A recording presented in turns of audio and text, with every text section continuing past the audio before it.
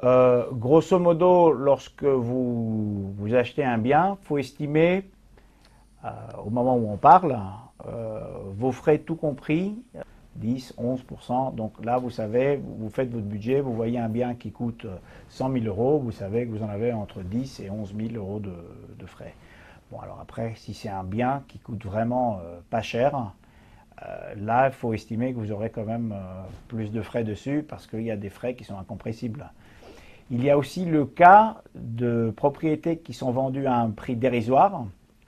Je veux dire, je vous donne un exemple, maison devant la mer, les propriétaires veulent absolument vendre sur un prix de 300 000 euros. La maison, elle est estimée par le chef des impôts à 700 000 euros parce que c'est son prix réel.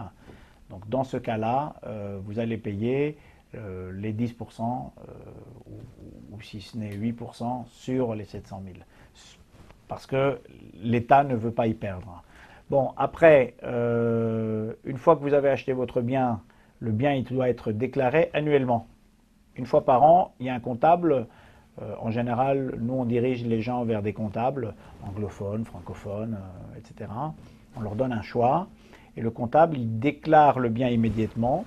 Et vous avez à payer une fois par an votre comptable, entre 80 et 200 euros, voilà, 250, pour faire la déclaration du bien.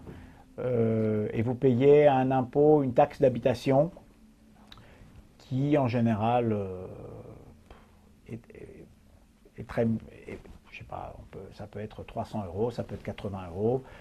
Vraiment sur une très grosse maison, ça peut aller à 1500 euros par an. Mais en général, c'est très raisonnable.